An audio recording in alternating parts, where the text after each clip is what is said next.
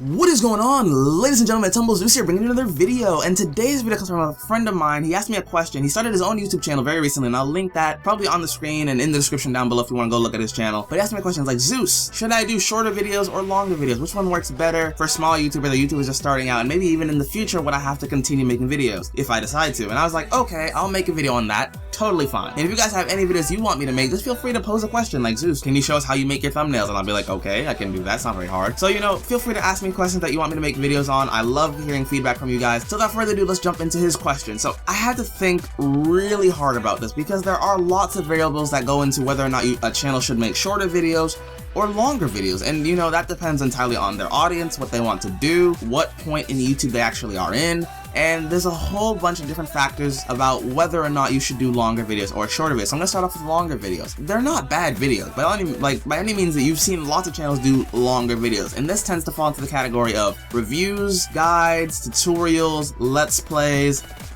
sometimes, like just broad topics. So this can tend to fall into a lot of categories, and a lot of channels do longer-ish videos, 30 minutes, 40 minutes, 50, even hour-long videos. Some people take live streams over and use that entirely as their channel.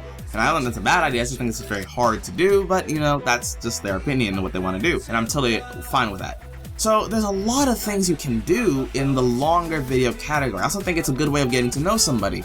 Longer videos are more, I think, open because you have to talk or do something for a long amount of time. It's not like here where I can do a 5-minute commentary and then I'm done. Like over there I have to do 30 minutes. I'm like in the Honey Pop video I have to, talk for 30 minutes, engage for 30 minutes, and you'll learn a lot about me in that time, intentionally or unintentionally. And I think that's a good thing if you have an audience who wants to know more about you.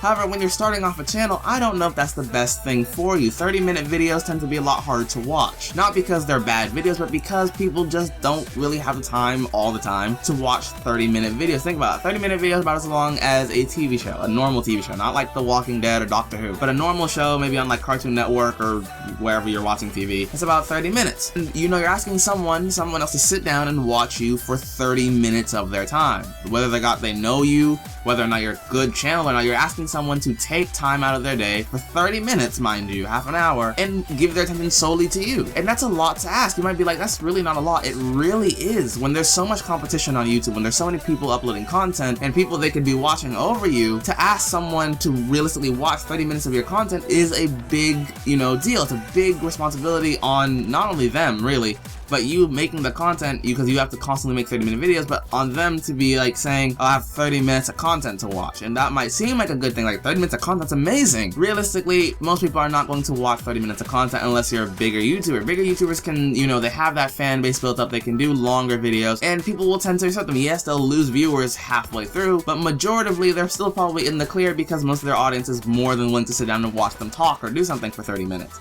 We don't have that luxury. We really don't. Most channels do not have the luxury of, getting their audience to watch a video for 30 minutes. Just not gonna happen. So I tend to lean more towards the shorter videos, which I'll get into now. So shorter videos have their own pros and cons as well.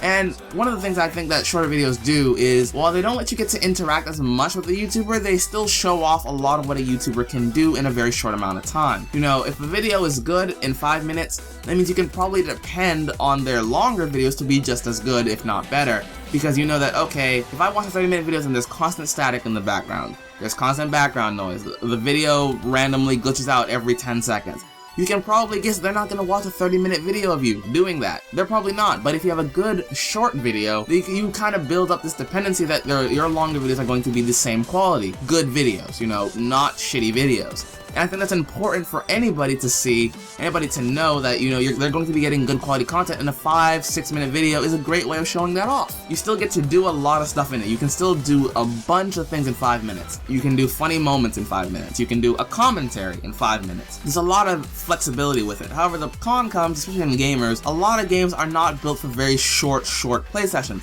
Phone games are kind of good for this, they're not very long, but gameplay wise, most games expect you to put like maybe 10 minutes into it. That requires some editing or whatnot, but usually 10 minutes is a decent, I think, bare minimum play session. Now if you're trying to do shorter videos than 10 minutes, this is kind of hard, and this is one of the reasons why I'm playing Call of Duty, to show off that Call of Duty is one of those games that you can play for a very short amount of time and still fit in a lot of content, regardless of what you're trying to do. If you're trying to do funny moments in Call of Duty, just do a standard gameplay commentary like I'm doing for you guys right now, it's a good game for it, but not a lot of games are built like this. Obviously, depending on what you play, that might be different.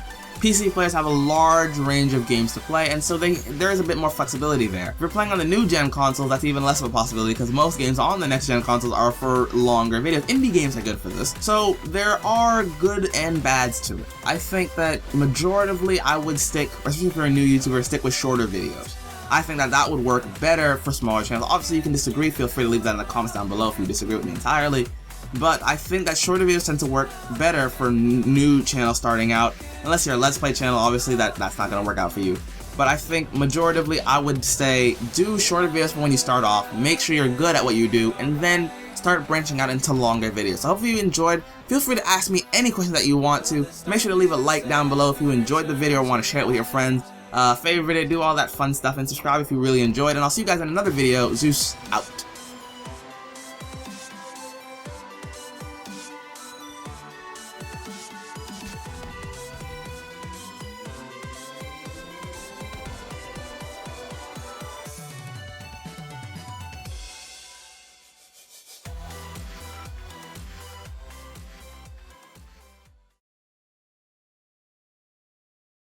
You